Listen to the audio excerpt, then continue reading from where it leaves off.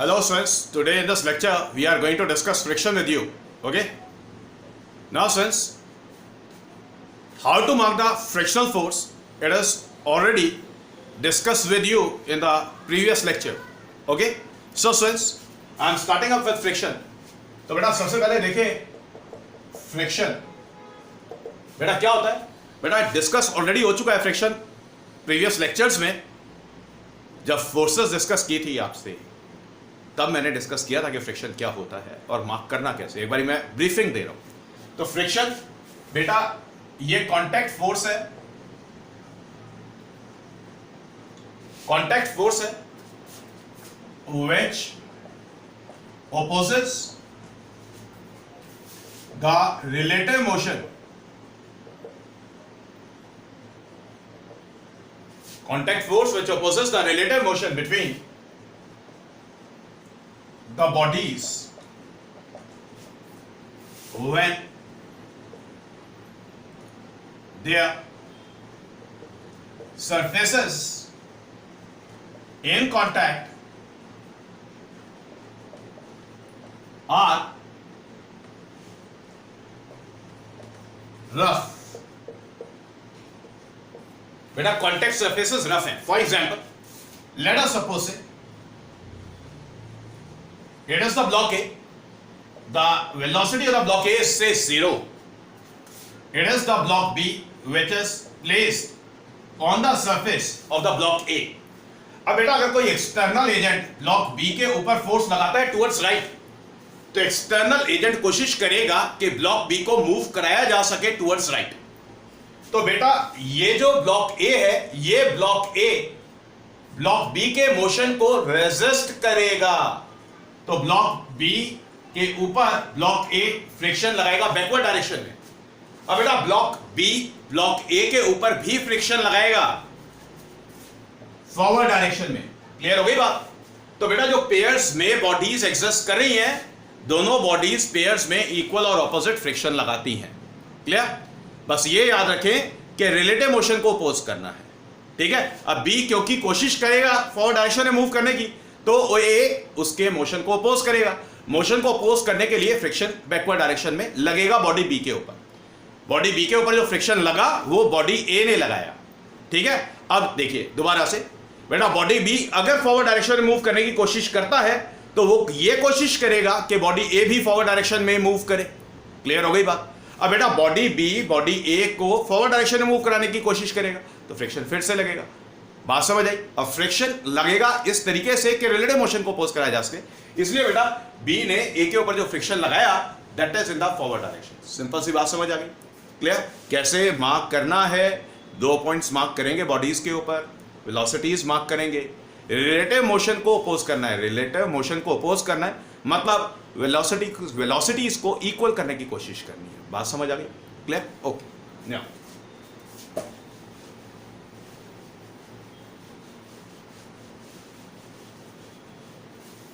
अब बेटा question exist करता है कि फ्रिक्शन होता क्यों है.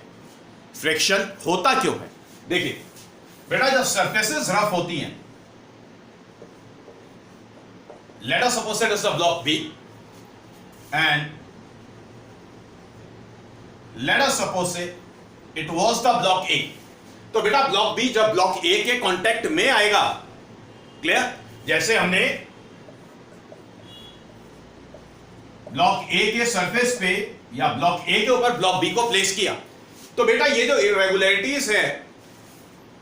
इरेगुलरिटीज हैं सरफेसेस इन कांटेक्ट में बी में भी और ए में भी, तो बेटा ये आपस में इंटरलॉक हो जाती हैं. जब हम इन दोनों को रखते हैं तो ये आपस में इस तरीके से इंटरलॉक हो जाती हैं. तो स्टूडेंट्स जब मोशन प्रोड्यूस करना है तो बेटा इन इरेगुलरिटीज को ओवरकम करने के लिए फोर्स लगाना पड़ता है. बात समझ आ गई. तो जो फ्रिक्शन का बेसिक कॉज है वो सरफेसेस का रफ होना है. रफ होने की वजह से सरफेसेस में, कॉन्टेक्ट सरफेसेस में इरेगुलरिटीज होती है जो आपस में इंटरलॉक हो जाती है. समझ आ गई बात. अगर सरफेसेस स्मूथ होंगी तो ये इरेगुलरिटीज नहीं होंगी. इरेगुलरिटीज नहीं होंगी तो फ्रिक्शन नहीं होगा. पल्ले पड़ गई ये बात.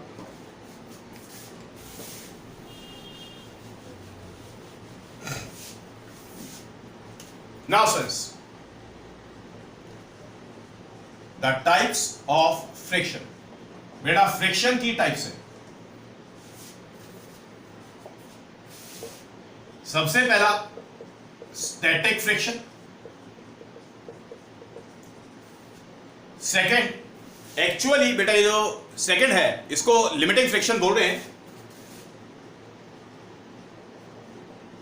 लिमिटिंग फ्रिक्शन,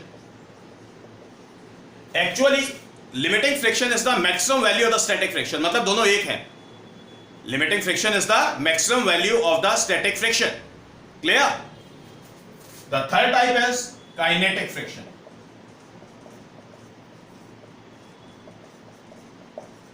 पहले आप इसको कॉपी करें स्टूडेंट्स।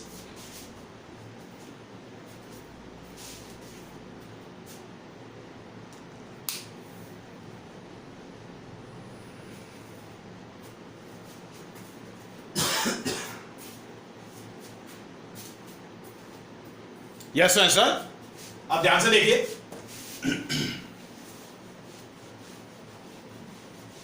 बेटा स्टैटिक फ्रिक्शन क्या होता है?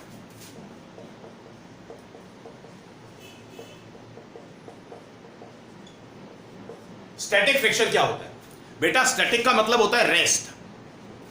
तो जब बेटा bodies whose surfaces are rough and they are in contact with each other, तो जब तक बॉडीज के बीच में कोई रिलेटिव मोशन नहीं होता तब जो फ्रिक्शन एग्जिस्ट करेगा बिटवीन द बॉडीज वो स्टैटिक फ्रिक्शन है। It is the friction which comes into play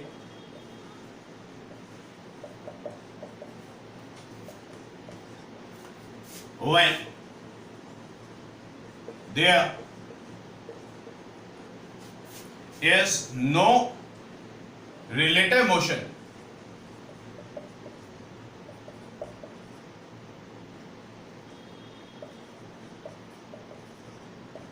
between the bodies in contact, when there the friction which comes into play when there is no relative motion between the bodies in contact,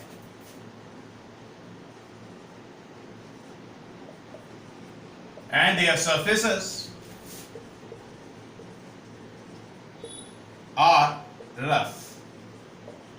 Their surfaces are rough. Copy कर लें students. अब ध्यान से समझिए। Let us suppose say it is the block say B which is placed on the surface of the block say A. बेटा block B के ऊपर external agent ने फोर्स लगाया फॉरवर्ड डायरेक्शन में, तो बेटा ब्लॉक A ब्लॉक B के ऊपर जो फ्रिक्शन लगाएगा that will be the static friction. That will be the static friction. अब बेटा क्योंकि बॉडी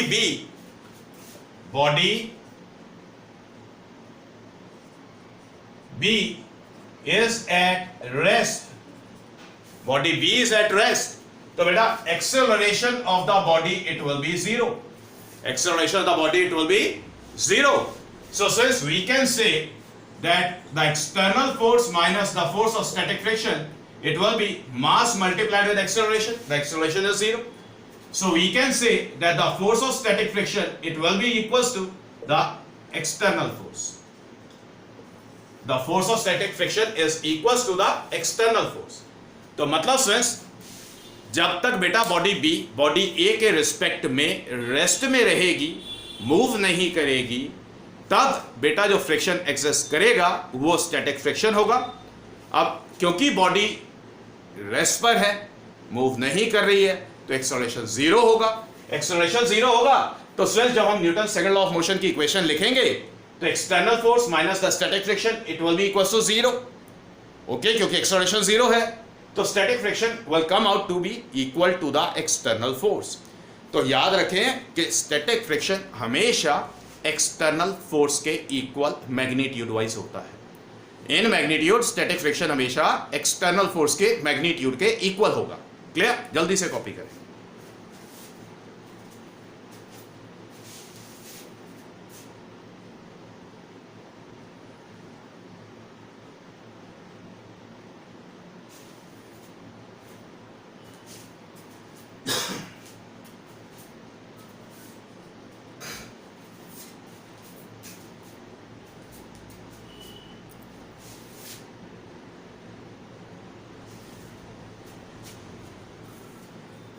बेटा बात समझ आ गई?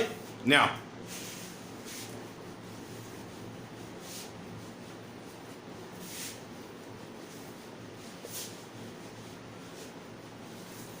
Now, one more important thing, the static friction is self-adjustable. Static friction is self-adjustable. बेटा अभी हमने देखा है मैथमेटिकली जब स्टैटिक फ्रिक्शन को हम कैलकुलेट करेंगे तो स्टैटिक फ्रिक्शन हमेशा अप्लाइड फोर्स के इक्वल या फिर एक्सटर्नल फोर्स के इक्वल आने वाला है।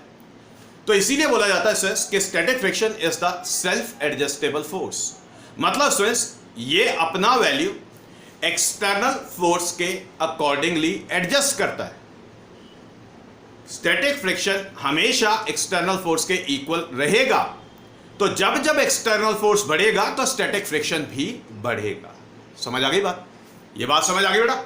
मैथमेटिकली अभी हमने कैलकुलेट कर लिया कि स्टैटिक फ्रिक्शन हमारा सेल्फ एडजस्टेबल क्यों है, क्योंकि static friction in magnitude it will come out to be equal to the external force applied. Okay, समझ आ गई बात? ओके, नाउ स्टूडेंट्स अब देखिए बेटा, एक सिंपल सा मैं इलस्ट्रेशन दे रहा हूं। Late us suppose say it is the block A and it is the block say B which is placed on the surface of the block A. अब बेटा let us suppose say the applied force or the external force on the block B is in the forward direction. No doubt the static friction on the block B by the block A is in the backward direction.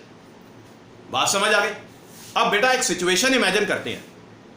मैं आपको in advance external force का एक वो वाला value दे रहा हूं जब block B move करने वाला है या ब्लॉक बी मूव करेगा। नाउ लेट अस सपोज कि if the external force is greater than 100 newton then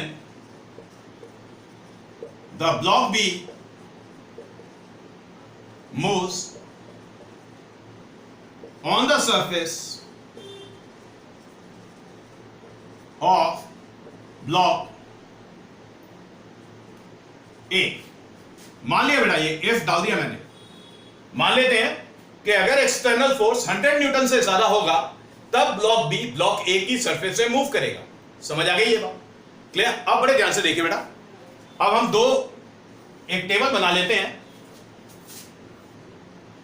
यहां पर एक्सटर्नल फोर्स और यहां पर स्टैटिक फ्रिक्शन। अब देखिए, अगर external force magnitude wise 10 Newton होता है, external force magnitude wise 10 Newton होता है, और अगर हम इस सपोजिशन को कंसीडर कर रहे हैं तो वी आर गोइंग टू से कि ब्लॉक बी ब्लॉक ए की सरफेस से तो मूव नहीं करेगा। मूव नहीं करेगा तो एक्सेलरेशन जीरो आएगा। एक्सेलरेशन जीरो आएगा, जो कैलकुलेशन अभी हमने की थी उसके अकॉर्डिंग जो स्टैटिक फ्रिक्शन आएगा that will be equal to 10 newton. That will be equal to 10 newton. बात समझ आ गई बेटा? हम यहां पे समझा रहे हैं कि ये सेल्फ एडजस्टेबल फोर्स का मतलब क्या है। सेल्फ एडजस्टेबल फोर्स का मतलब क्या है? ठीक है, अब ध्यान से देखिए बेटा, अगर अप्लाइड फोर्स का वैल्यू लेट अस सपोज से 50 न्यूटन होता है तो भी बेटा ब्लॉक बी मूव नहीं करेगा। इस सपोजिशन के अकॉर्डिंग ब्लॉक बी अगर मूव नहीं करेगा तो एक्सेलरेशन ब्लॉक बी का फिर जीरो आएगा। मतलब स्टैटिक फ्रिक्शन और external force magnitude wise equal आएंगे, तो स्टैटिक फ्रिक्शन इंक्रीज होकर के हो जाएगा 50 न्यूटन। पल्ले पड़ गई ये बात? Clear? Now let us suppose the applied force is से 100 न्यूटन। अगर बेटा अप्लाइड फोर्स 100 न्यूटन होता है तब भी ब्लॉक बी मूव नहीं करेगा। कंडीशन क्या है कि external force should be greater than 100 Newton. 100 Newton से ज्यादा होगा तो ब्लॉक बी मूव करेगा। 100 न्यूटन पे क्या होगा? 100 न्यूटन पे हम बोलेंगे कि ब्लॉक बी मूव करने वाला है अगर हल्का सा भी फोर्स इंक्रीज हुआ। बात समझ आ गई? क्लियर हो गई बात? तो 100 न्यूटन पर भी ब्लॉक बी मूव नहीं करता है। Clear? It is the maximum value of the applied force for which the block B is at rest.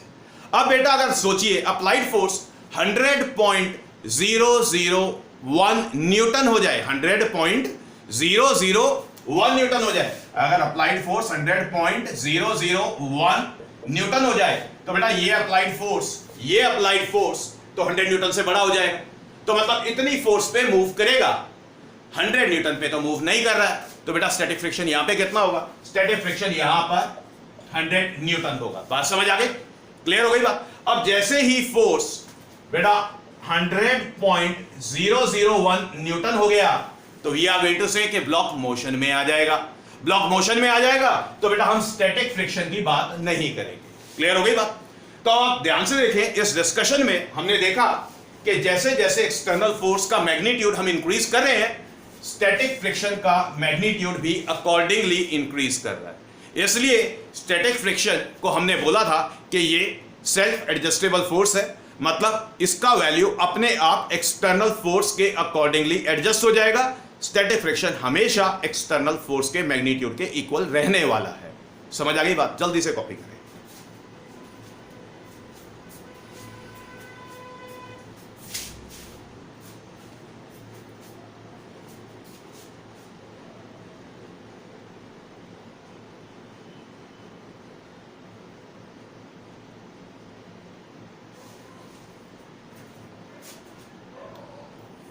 Yes students, done now. बेटा इस डिस्कशन में बड़े ध्यान से देखें, यहां पर तो स्टैटिक फ्रिक्शन एग्जिस्ट नहीं करेगा। बड़े ध्यान से सुने, maximum value of the static friction आपको कितना दिखाई दे रहा है? Maximum value of the static friction आपको 100 न्यूटन दिखाई दे रहा है। तो ये जो 100 न्यूटन है, it is the maximum value of the static friction. बेटा इस maximum value of the static friction को बोलते हैं लिमिटिंग फ्रिक्शन। क्या बोलते हैं इसको? Limiting friction. बात समझ आ गई?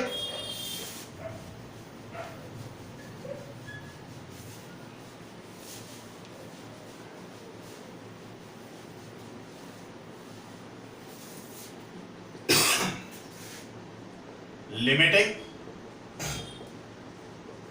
Friction. Limiting friction definition wise अगर बोलना है तो बेटा ये स्टैटिक फ्रिक्शन है which will appear or which comes into play when the body is at the verge of motion. It is the friction which comes into play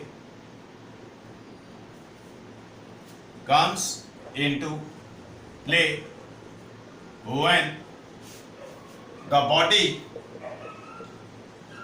is at the verge of motion. Verge of motion का मतलब बेटा body move करने वाली है, actual motion अभी start नहीं हुआ है।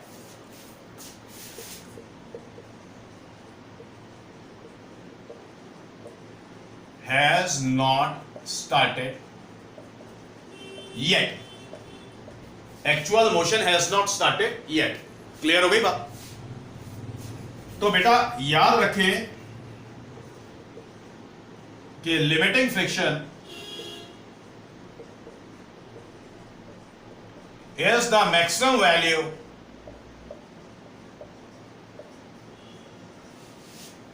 of static friction. Limiting friction is the maximum value of the static friction. बात समझ आ गई? जल्दी से कॉपी कर लें।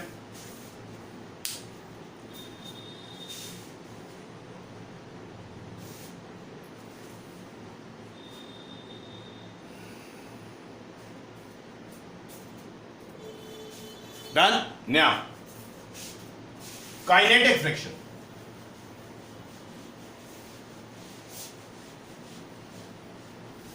देखिए बेटा काइनेटिक फ्रिक्शन क्या होता है?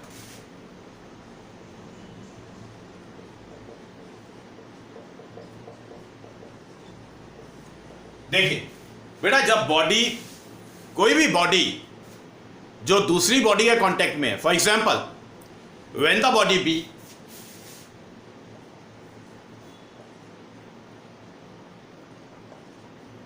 is placed in the contact with the body A, body B को बेटा बॉडी A के कांटेक्ट में रखा, और अगर बेटा बॉडी बी का एक्चुअल मोशन एग्जिस्ट करता है, मतलब बेटा बॉडी बी बॉडी ए की सरफेस पे फॉरवर्ड डायरेक्शन में स्लाइड करती है, तब बोलेंगे कि बेटा जो फ्रिक्शन एग्जिस्ट करेगा that is the kinetic friction, that is the kinetic friction.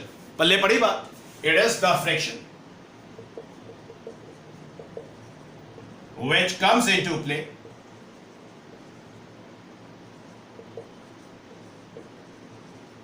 when the bodies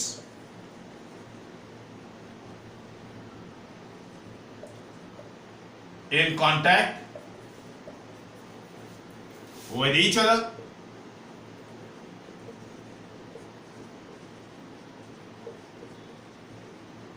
have relative motion. बेटा जो बॉडीज कांटेक्ट में है और बॉडीज की सरफेसेस रफ हैं, जब इनके बीच में रिलेटिव मोशन होता है तो जो फ्रिक्शन लगता है या फ्रिक्शन एग्जिस्ट करता है that is called kinetic friction, उसको काइनेटिक फ्रिक्शन बोले। बात समझ आ गई? तो काइनेटिक फ्रिक्शन तब एग्जिस्ट करेगा या तब होगा जब एक्चुअल मोशन होगा। क्लियर हो गई बात? एक्चुअल मोशन एक बॉडी का किसी दूसरी बॉडी की रिस्पेक्ट में, या बॉडी का motion with respect to the surface in contact with it. पल्ले पड़ गई बात? Okay, clear? तो अब ध्यान से देखिए, बॉडी ए के ऊपर, बॉडी ए बॉडी बी के ऊपर जो फ्रिक्शन लगाएगा that will be the kinetic friction, और उसको Fk से डिनोट करेंगे। बात समझ आ गई?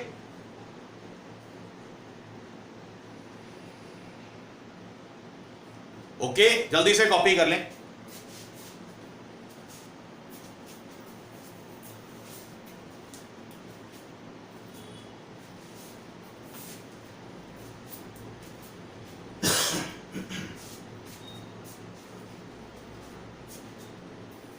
Done?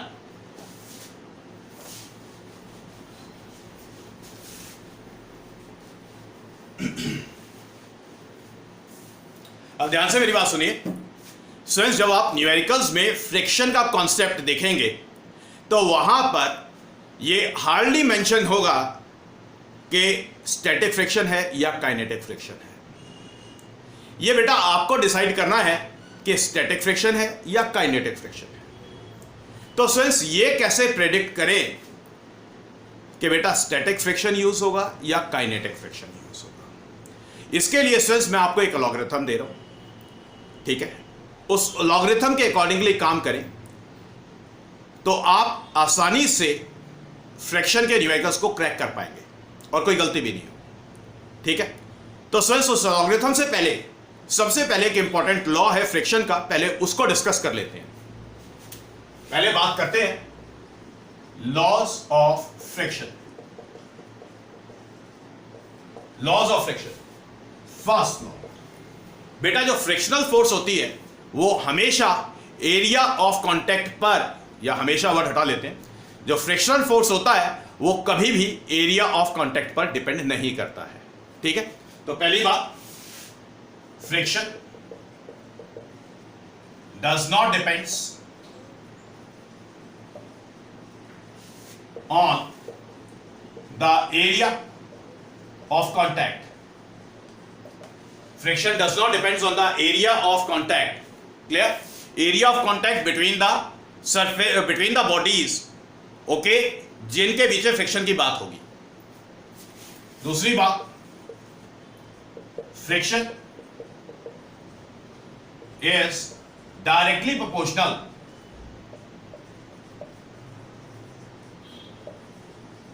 friction is directly proportional to the normal reaction, to the normal reaction.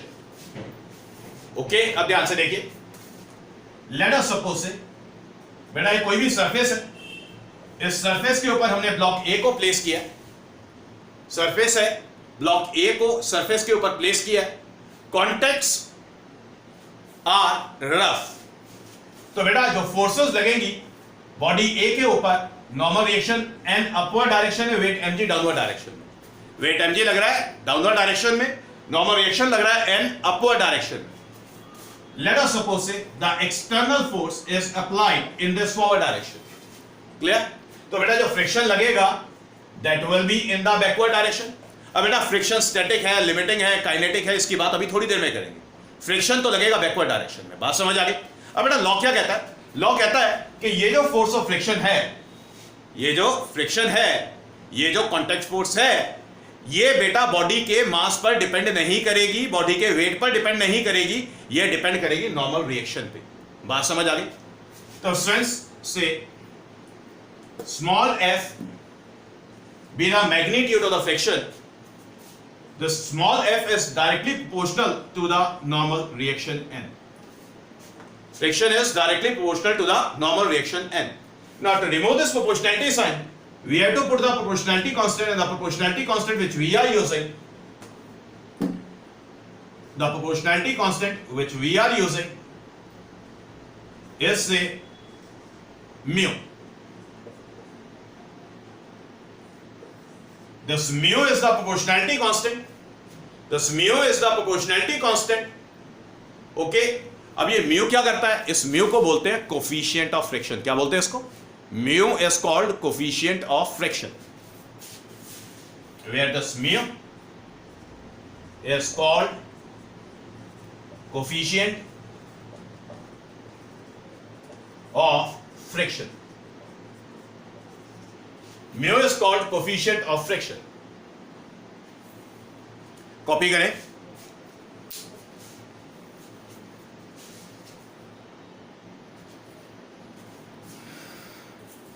Yes, sir.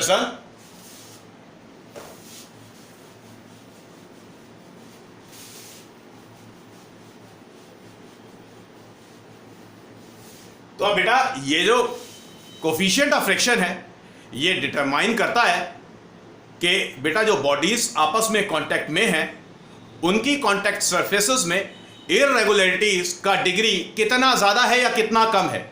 जितना ज़्यादा वैल्यू होगा म्यू का, उतनी ज़्यादा सरफेसेस रफ होती हैं. जितना वैल्यू म्यू का कम होगा, उतना सरफेसेस में रफनेस कम होता है. बात समझ आ गई? क्लियर हो गई बात? कोफिशिएंट ऑफ फ्रिक्शन का मतलब समझ आ गया.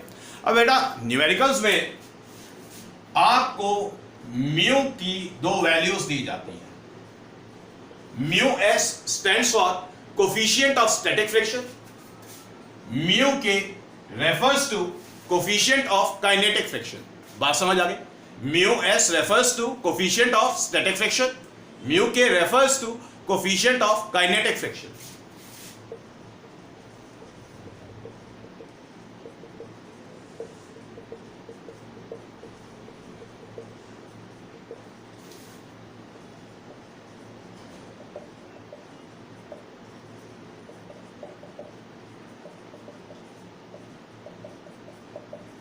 बेटा छोटी सी बात समझ आ गई? क्लियर? हमेशा याद रखना है कि बेटा mu S is greater then mu के. बेटा स्टैटिक फ्रिक्शन का कोफिशिएंट हमेशा काइनेटिक फ्रिक्शन के कोफिशिएंट से ज्यादा होता है. ऐसा क्यों? ऐसा इसलिए कि बेटा एक बार इरेगुलरिटीज अगर खत्म हो गई, मोशन एक्चुअल स्टार्ट हो गया और मोशन को कंटिन्यू करना है, मोशन को मेंटेन करना है, अप्लाइड फोर्स को अगर आप कम भी करोगे ना तो भी किया जा सकता है. बात समझ आ गई? अब बेटा बात करते हैं न्यूमेरिकल्स की. न्यूमेरिकल्स में आपने फ्रिक्शन को कैसे ठोकना है, कैसे यूज करना है. क्लियर? कॉपी कर ले, पहले इसको कॉपी करें.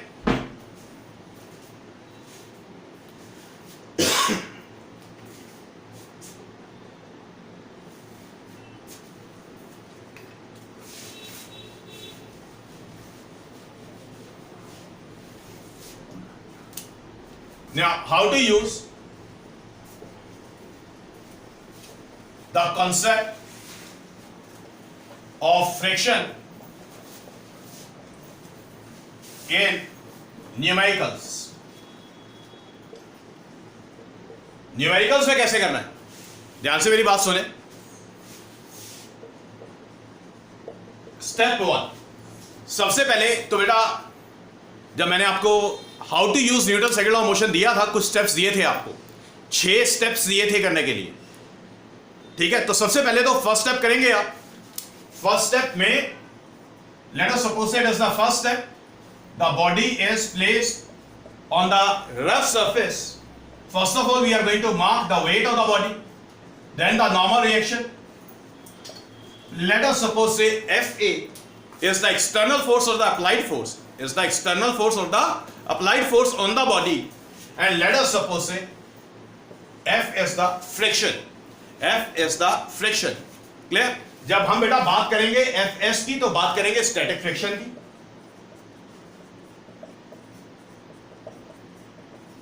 और जब हम बात करेंगे Fk की तो हम बात करेंगे काइनेटिक फ्रिक्शन की।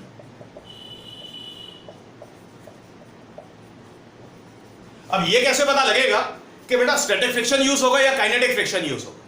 इसके लिए मैं आपको एक बड़ा सिंपल सा फंडा दे रहा हूं और स्टेप वाइज यूज करना है। तो सबसे पहले तो स्टेप 1 कंप्लीट कर लें अपना। स्टेप 1 कंप्लीट करने के बाद ये स्टेप 1 है how to use Newton second law of motion का। How to use Newton second law of motion का स्टेप 1 है ये, ठीक है। अब फ्रिक्शन में क्या करना है, सबसे पहले आपने कैलकुलेट करना है म्यू एस इंटू एन। सबसे पहले हमेशा आप म्यू एस इंटू एन को कैलकुलेट करेंगे। Mu S is the coefficient of static friction, ठीक है। Normal reaction N it will be equals to mg, clear.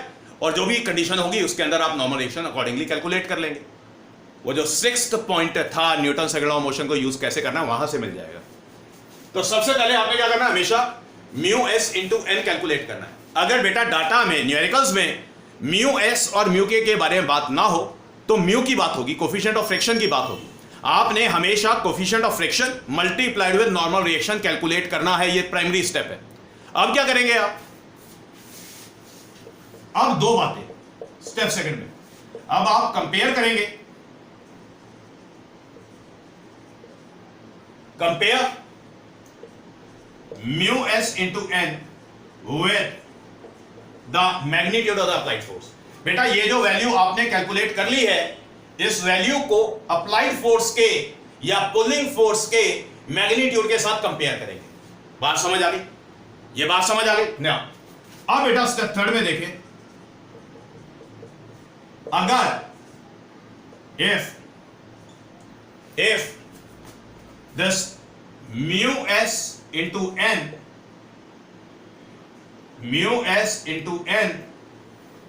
is greater than or equal to, अगर ये calculated value mu s into n बेटा greater than और equal to of applied force, अगर बेटा calculated value mu s into n is greater than और equal to the applied force, तो याद रखें बॉडी मूव नहीं करेगी, body will not move, body will not move. तो स्टैटिक फ्रिक्शन कितना हो जाएगा, तो यहां पर आप स्टैटिक फ्रिक्शन यूज करेंगे। तो जो फ्रिक्शन यूज होगा it will be the static friction, it will be the static friction. Copy करें,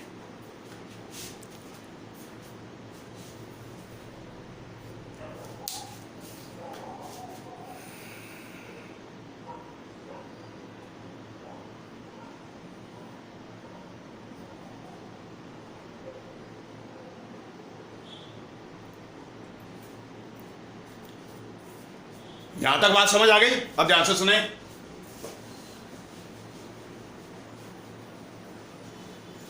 अब अगर और करके कर रहे हैं, और करके कर रहे हैं, अगर if this mu s into n या फिर mu into n is less than the applied force, अगर बेटा ये कैलकुलेटेड वैल्यू अप्लाइड फोर्स के मैग्नीट्यूड से कम आए, मतलब अप्लाइड फोर्स ज्यादा आए, तो the body will move, the body will move, body move करेगी। अब यहां पर यूज करना है kinetic friction, we are going to use kinetic friction. पल्ले पड़ गई बात? तो बस ये 3 स्टेप का काम है। सबसे पहले म्यू एस इंटू एन को कैलकुलेट करना है, सेकंड में कंपेयर करना है अप्लाइड फोर्स के मैग्नीट्यूड के साथ। जब आप कंपेयर करेंगे तो दो बातें होंगी, या तो mu S into N applied force से ज्यादा है या इक्वल है, दूसरी बात mu S into N applied force से कम है। सिंपल सी बात समझ आ गई? इतना काम क्लियर हो गया? जल्दी से कॉपी करें।